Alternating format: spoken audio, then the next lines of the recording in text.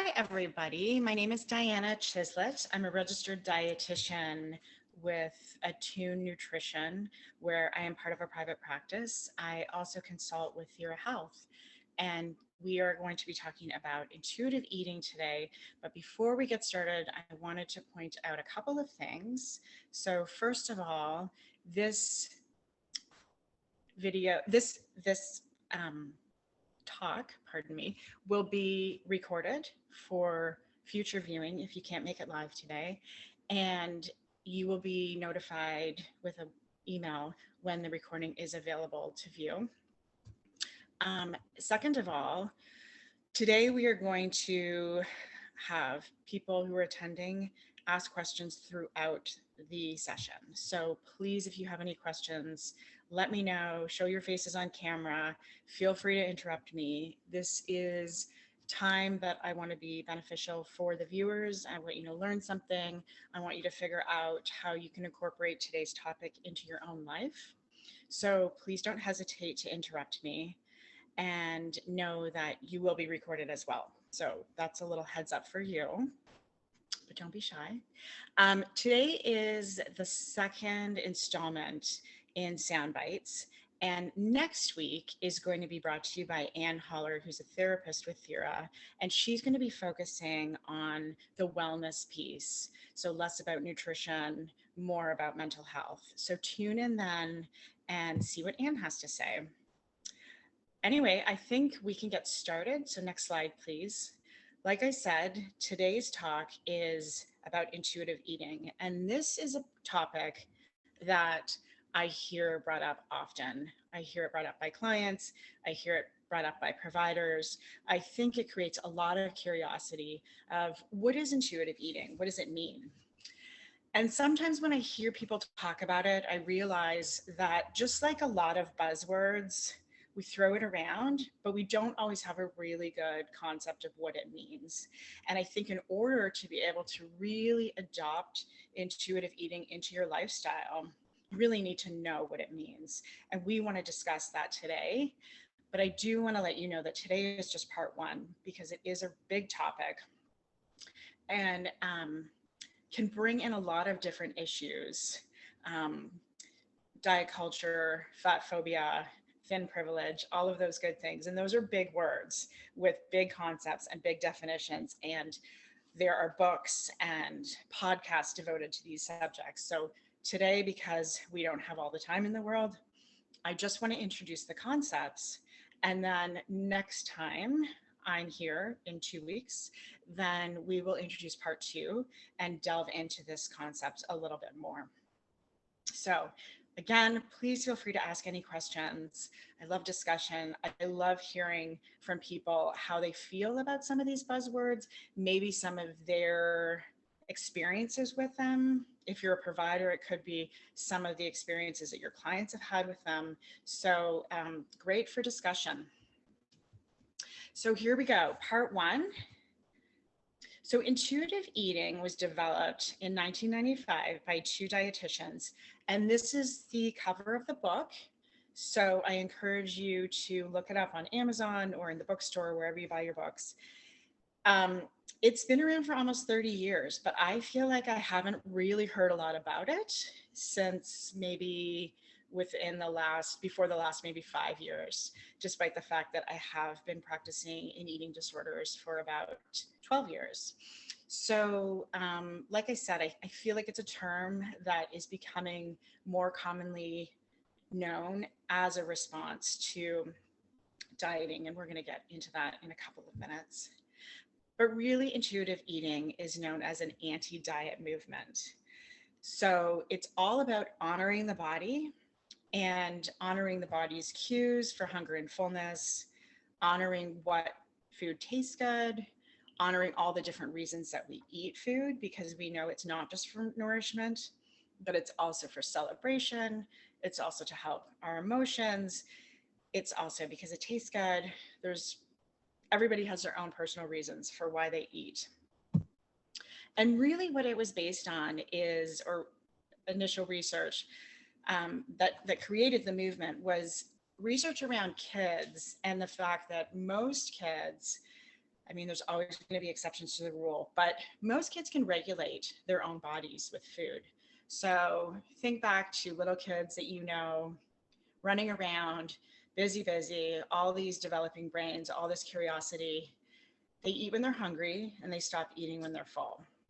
Sometimes they eat food that tastes good, sometimes they eat food that's more nutritious, but they're really in charge of what they put in their mouths. To a point, of course, because I know as a parent and with other parents, we want to try and give our kids a nice, well rounded diet with lots of different fruits and vegetables and, you know, whatever values that parents have for their own families.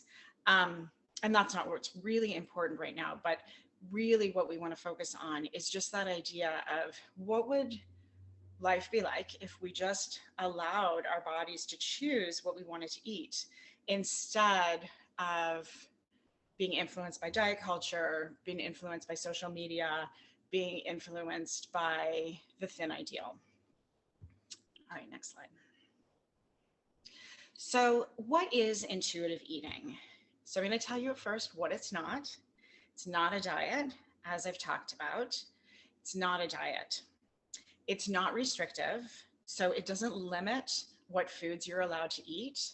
It doesn't prioritize any food over any other food, right? So the whole idea is that you don't have to limit foods that have sugar or foods that are high in fat or foods that are white.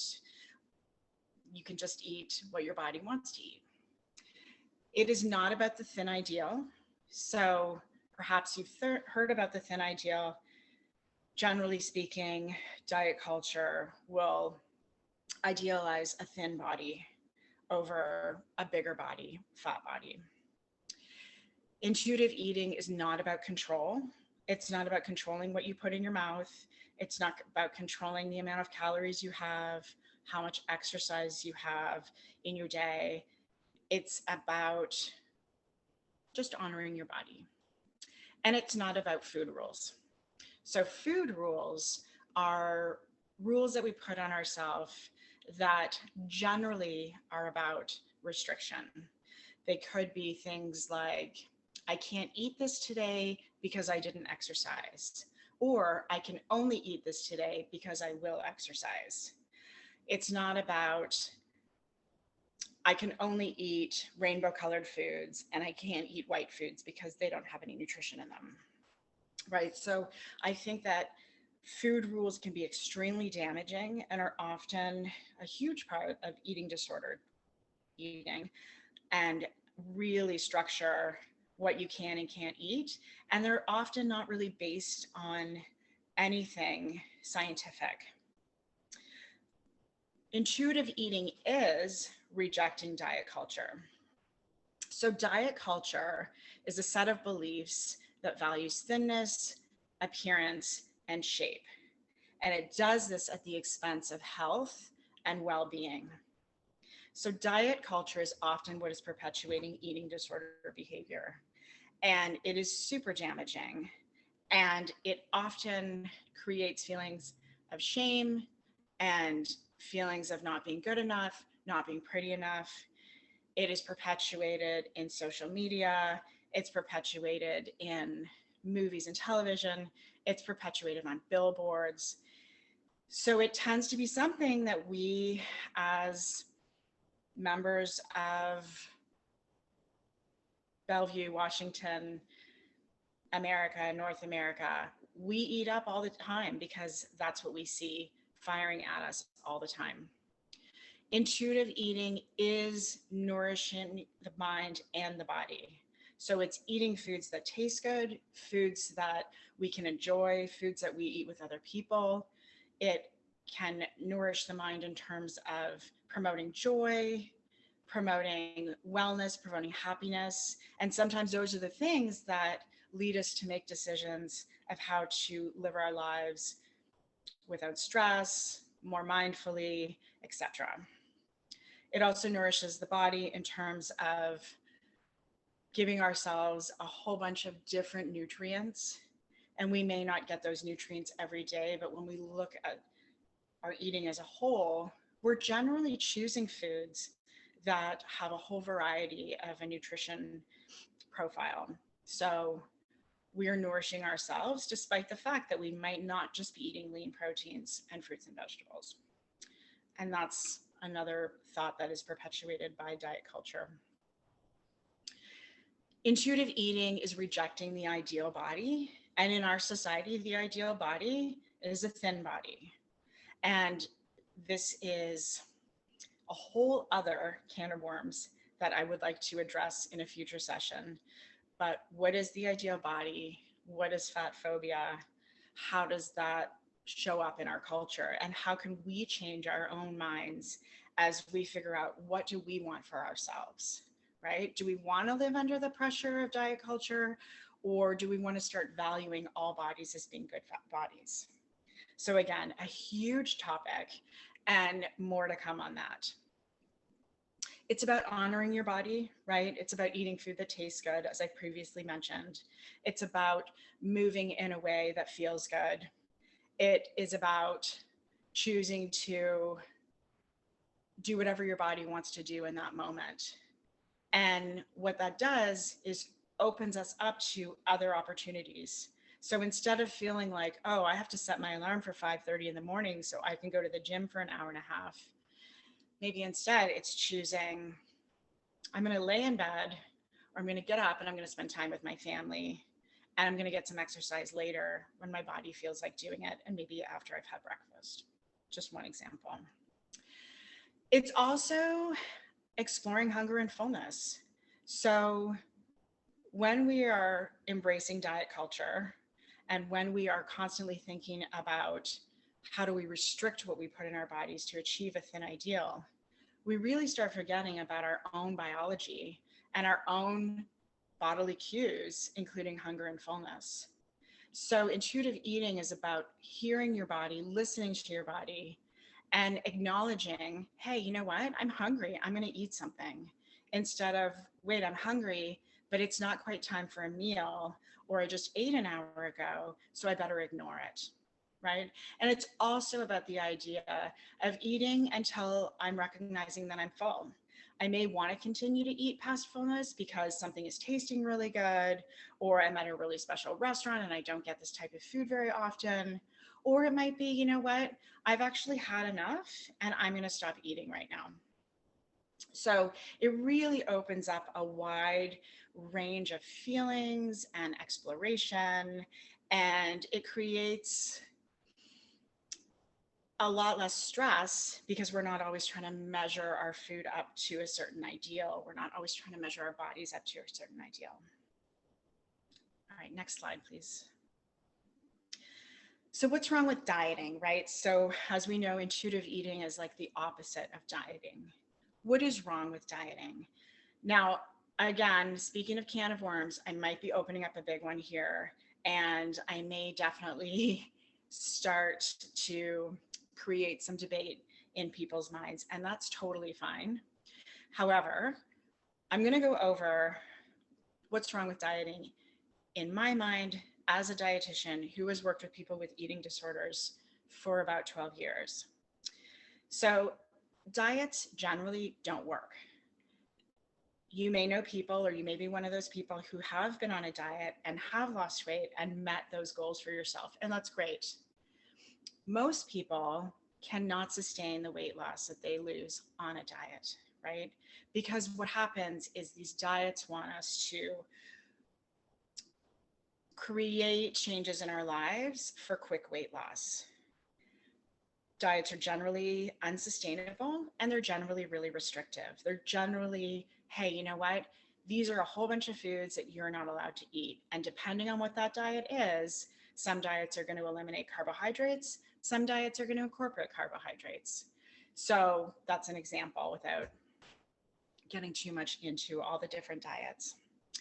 Diets often have short-term success. So sure, if you adhere to a special diet and you cut a whole bunch of foods out, you're going to lose some weight.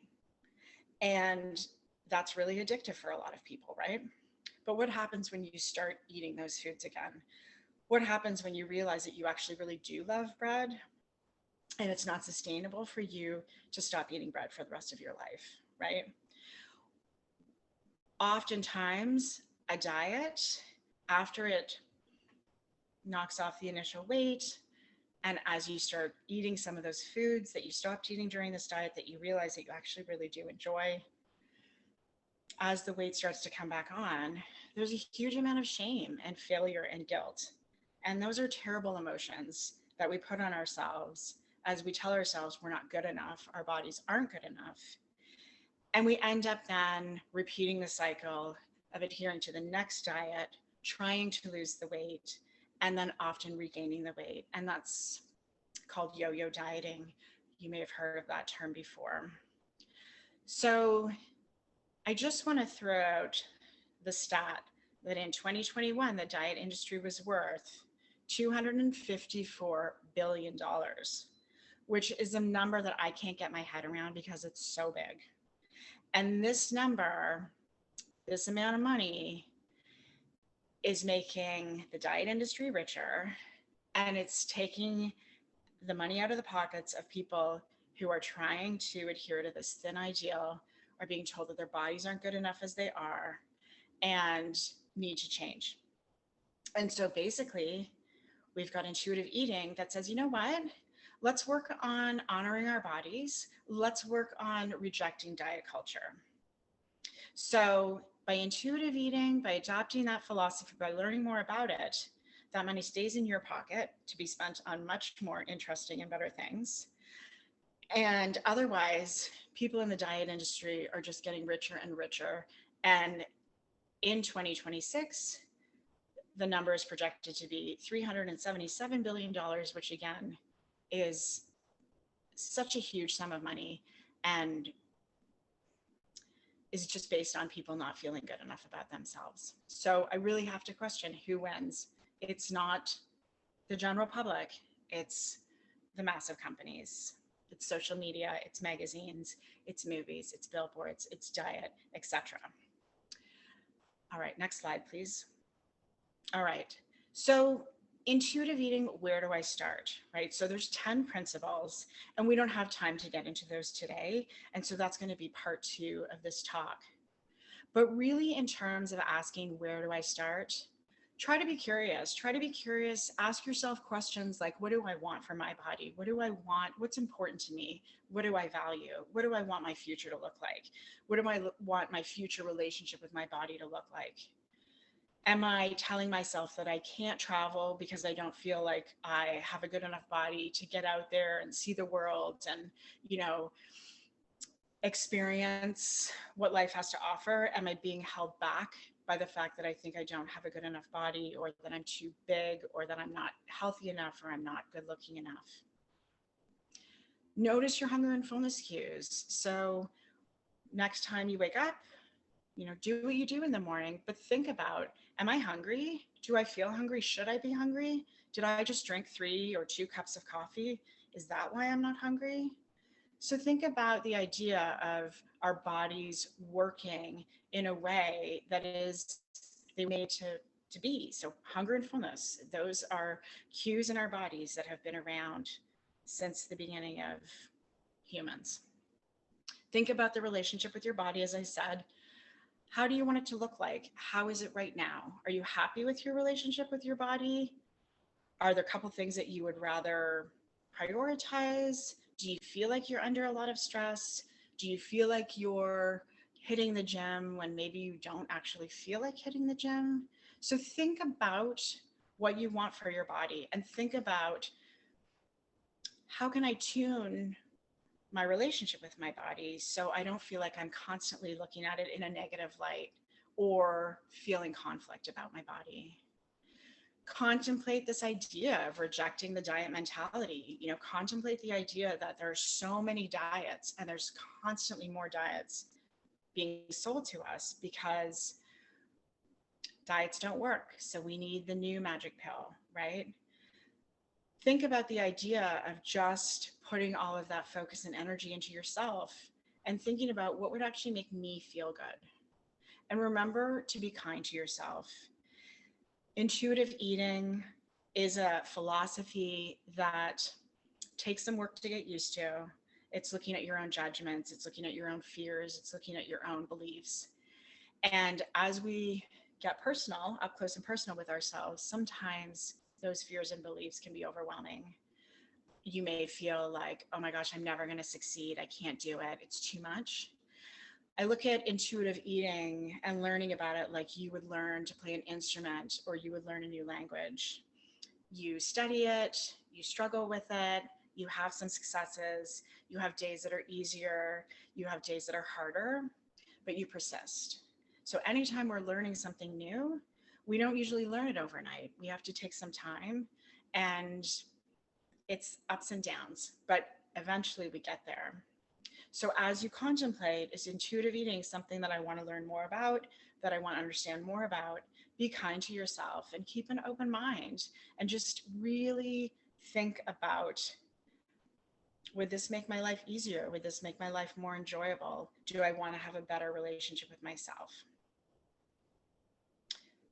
Are there any questions?